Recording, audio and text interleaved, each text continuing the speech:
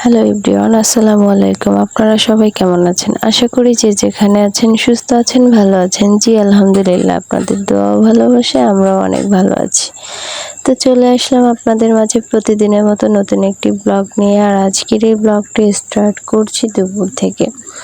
তো গাইজ দেখতে পাচ্ছেন আমরা কিন্তু চলে আসছি কচুর শাক তোলার জন্য। তো ভাবলাম যে আজকে আপনাদের সাথে যতটুকু পারবো শেয়ার করার চেষ্টা করব। আশা করি আপনাদের ভালো লাগবে। আপনারা সবাই আমার ভিডিওটি না টেনে ধৈর্য সহকারে দেখতে থাকুন, আশা করি আপনাদের ভালো লাগবে। আর আমার এই ভিডিওটি যদি আপনাদের কাছে ভালো লেগে থাকে অবশ্যই সাবস্ক্রাইব করবেন, লাইক কমেন্ট শেয়ার করে আমাদের পাশে থাকবেন, আমাদের সাপোর্ট করবেন, যাতে করে আপনাদের মাঝে নিত্য নতুন ভিডিও নিয়ে আসতে পারি। তো গাইজ দেখতে পাচ্ছেন আমার আম্মা কিন্তু কচুর শাক কেটে নিতেছে।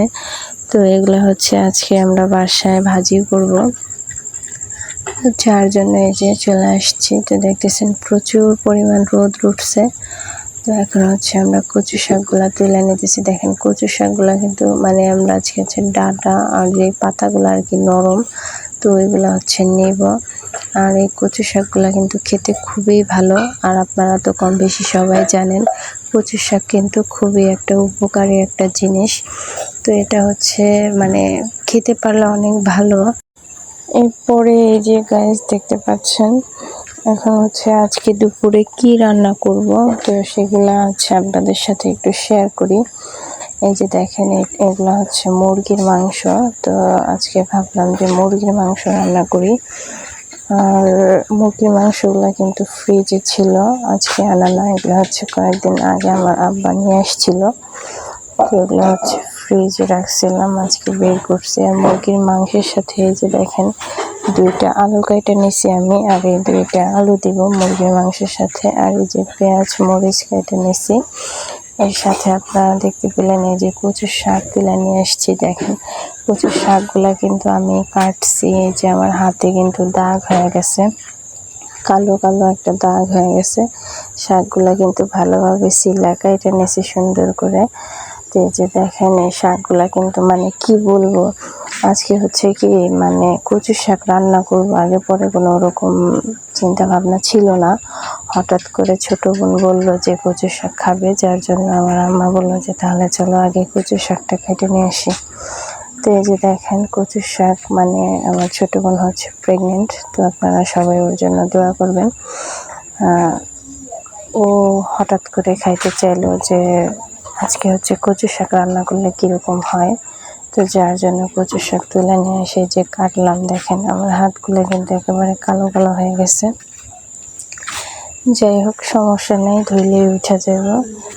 পরে হচ্ছে যে মুরগির মাংস রান্না করব, আর সাথে হচ্ছে রান্না করব আর কি এই যে দেখেন মুরগির মাংস। তো ভাবলাম যে মুরগির মাংস রান্না করবো আর এর সাথে হচ্ছে কচুর শাক। তো এরপরে আম্মা বলল যে ডাল রান্না করবে, কারণ আপনারা জানেন যে আমার মেয়ে কিন্তু ডাল ছাড়া ভাত খেতেই চায় না, তো ওর জন্য আবার ডাল রান্না করতে হবে। এই যে দেখেন কচু শাক কিন্তু ধুয়ে টুয়ে সব কিছু কমপ্লিট করে দিয়েছি, এখন হচ্ছে কচু শাক কিন্তু বসায় দিচ্ছে। তো আজকে হচ্ছে 2 চুলায় রান্না করতেছি আমরা। এই যে এক চুলায় হচ্ছে ভাত বসানো হয়েছে, আর এক চুলায় হচ্ছে যে কচু শাক বসানো হয়েছে। তো কচু শাকটা হচ্ছে লবণ দিয়ে আমরা সিদ্ধ করে নিতেছি ভালোভাবে, মানে সিদ্ধ করে নেওয়া, এরপরে হচ্ছে শাকটা রান্না করতে হয়। দেখেন তো কচু শাকটা সিদ্ধ হতে একটু টাইম লাগবে। এরপরে হচ্ছে আমরা কিন্তু এই যে এখন দেখতেছেন এটা হচ্ছে তেল দিয়ে দিচ্ছি, এরপরে হচ্ছে পেঁয়াজ কুচিগুলো দিয়ে দিতেছি দেখতেছেন। তো এখন হচ্ছে আমরা মুরগির মাংস রান্না করব, যার জন্য পেঁয়াজগুলো ভালোভাবে ভাজে নিতেছি। দেখেন তো পেঁয়াজগুলো যখন লালচে হয়ে আসবে তখন হচ্ছে আমরা মশলাগুলো দিয়ে দেব। এই যে এটা হচ্ছে আদা জিরা রসুন সবগুলো একসাথে বাটা, তো এই বাটা ভাষাগুলো দিয়ে দিলাম। এরপরে হচ্ছে একটু লবণ দিয়ে দিতেছি। দেখেন তো এখন হচ্ছে আর কি মশলাগুলো ভালোভাবে কষায় নেব, যার জন্য একটু পানি দিয়ে নিলাম। এরপরে হচ্ছে দিলাম হলুদ, পরে হচ্ছে এই যে এখন দিব হচ্ছে মরিচের গুঁড়ো। দেখেন তো তো পরিমাণ মতো সব হলুদ মরিচের গুঁড়ো মশলাগুলো দিয়ে নিলাম ভালোভাবে। এই যে দেখেন এখন হচ্ছে নাড়াচাড়া করতেছি, আর এই মশলাটা হচ্ছে ভালোভাবে কষায় নেব। আর মশলাটা যদি ভালোভাবে কষানো হয় তাহলে আর কি রান্নার টেস্টটাই, যে কোনো তরকারি রান্নার টেস্ট আর কি অন্যরকম আসে। তো খুবই ভালো লাগে যদি মশলা কষানোটা ভালো হয়, রান্নাটা অবশ্যই ভালো হবে। আর এদিকে হচ্ছে কচু শাকটা ভালোভাবে সিদ্ধ হয়ে গেলে এরপরে হচ্ছে আর কি মরিচ পেঁয়াজ দিয়ে হচ্ছে এটাকে তেলানি দিব। তো তাহলে হচ্ছে আমাদের কচু শাক রান্নাটা কমপ্লিট হয়ে যাবে। তো এরপরে হচ্ছে যে দেখতেছেন এখানে হচ্ছে আমরা মশলাগুলো কিন্তু কষানো হয়ে গেছে। তো এখন হচ্ছে দিয়ে দিতেছি মাংসগুলো দিয়ে দিলাম। এরপরে হচ্ছে ভালোভাবে কষায় নিব। আর তাছাড়া হচ্ছে পাগুলো দিয়ে দিই। তো মুরগির মাংসের সাথে হচ্ছে কিছু পা ফ্রিজে ছিল মুরগির, তা হচ্ছে বের করে ধুয়ে তো সব কিছু করে আর কি ভাবলাম একসাথে রান্না করে ফেলি আজকে।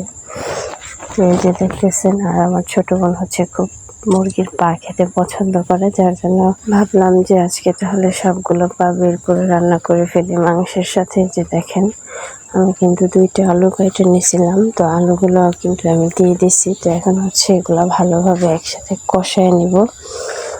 তো এই যে দেখেন এখন কিন্তু নাড়াচাড়া করে দিলাম। এরপরে হচ্ছে সুন্দর করে কষানো হবে এই মাংসটা। এরপরে হচ্ছে আর কি এই যে দেখেন একটু ঝোল দিয়ে দিছি হালকা করে কষানোর জন্য। ভালোভাবে যখন কষানো হবে তখন হচ্ছে আমি ঝোল দিয়ে দিব। এরপরে হচ্ছে এই যে আমার তরকারিটা কিন্তু প্রায় হয়ে আসছে, দেখতে পাইতেছেন আপনারা। খুব বেশি একটা ঝোল রাখবো না আজকে তরকারিতে, মাখা মাখা ঝোল করে হচ্ছে মাংসটা রান্না করব। তো গাইস আজকে যতটুকু পারলাম আপনাদের সাথে শেয়ার করলাম। আজকের মতো এই পর্যন্তই। আপনাদের সাথে দেখা হবে আগামী দিনে নতুন কোনো ভিডিও নিয়ে। আল্লাহ হাফেজ।